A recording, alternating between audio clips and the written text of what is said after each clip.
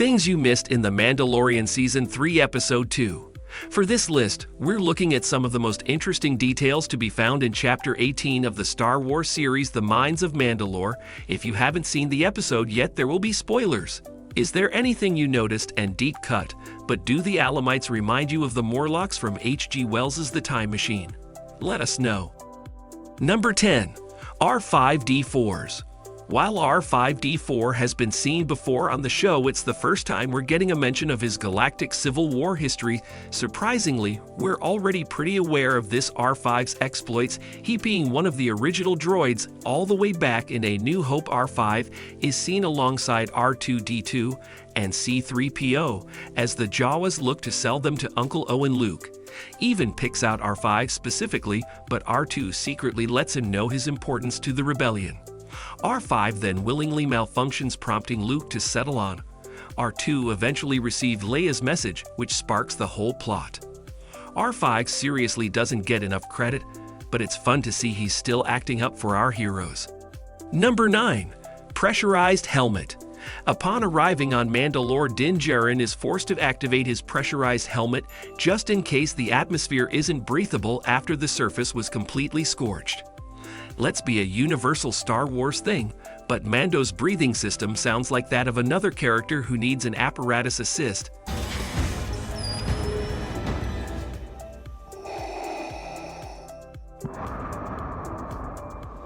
That's probably the closest point of comparison between Mando and Darth Vader.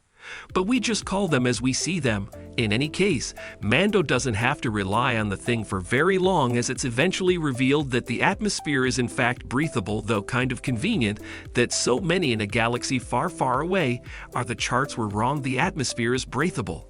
Kaiten was right, Mandalore is not cursed. Number 8. Sewers of Sundari. Sundari is obviously a huge callback to the Clone Wars series, with this being the first time we're seeing it in live action aside from brief flashbacks, but we do see one location within the city in particular that harkens back to Clone Wars somewhat. When Mando and Grogu descend into the city, they travel through a decrepit sewer system that looks similar to the Undercity scene in the final season of the animated show. Ahsoka Tano and others are sent down there to meet with Maul, only to be led into a trap. Mando enters a trap, but a little more on that later. Number 7. Concordia. Upon reaching the Mandalore system, Mando points out the moon of Concordia, revealing that it's where he grew up. If you know your Star Wars history, this won't be too surprising. In the Clone Wars, Concordia is used as a hideout for the Mandalorian terrorist group known as the Death Watch, opposes new Mandalorian leadership that seeks to do away with their ancient warrior customs, seeing as the children of the Watch were essentially birthed from Death Watch, and that Mando was brought up under the Watch. It makes sense that he'd come from Concordia directly. Number 6. Darksaber.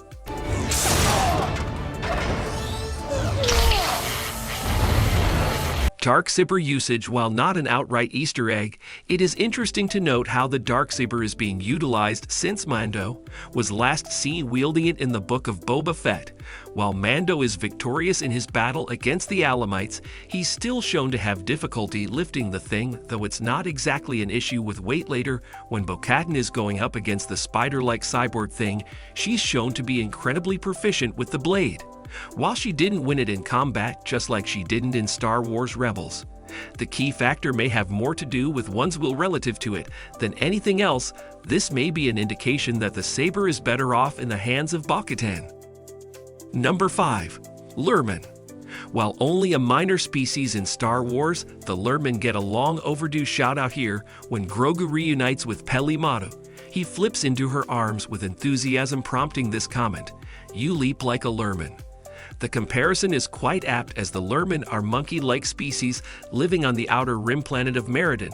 They appear in 2 episodes of the Clone Wars, where they heal Anakin Skywalker back to health, only to be drawn into their conflict with the Separatists. This is a huge deal for the Lurmen, who are pacifists to a fault. This might be where the similarities end, as though not particularly violent, Grogu ain't exactly a pacifist. Number 4. Boonta Eve. While Mando visits Motto and most isolated, he learns that the city is celebrating Boonta Eve, as even a Padres can be seen in the streets. Give a brief theology lesson. Boonta Eve is a Tatooine holiday that celebrates a specific Hutt's ascension to godhood. But more interesting is where it previously appeared in Star Wars. If you heard the word Padres and immediately perked up, you'll be happy to know that Anakin's race in The Phantom Menace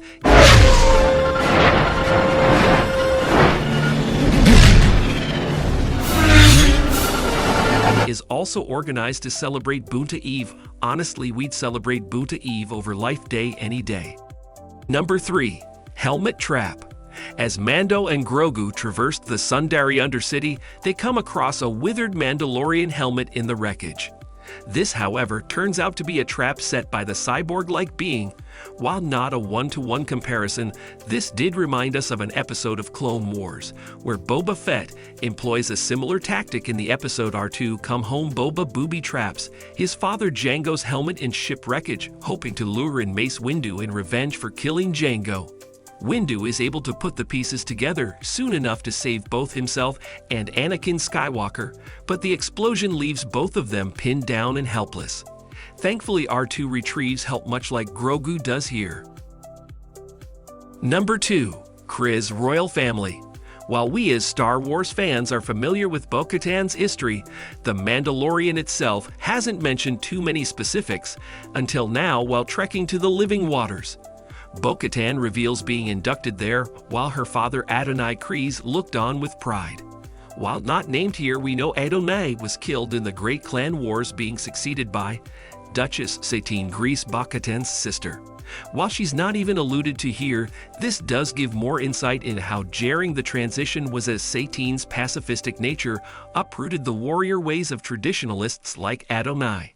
We only hope we learn more about these histories as the show looks forward to Mandalore's future. Number 1. Mythosaur. That is a freaking mythosaur. You can bet that it will play as big of a part in future events as its kind did. For ancient Mandalorians, Star Wars fans are familiar with prophecies in the galaxy, so it bears pointing out the one the armorer mentions in the book of Boba Fett. Should this be the forthcoming of the new age of Mandalore? We have a lot to look forward to, but if Mando ends up riding the mythosaur, let's hope he looks cooler than Boba riding the Pars Ichthyodontid in the holiday.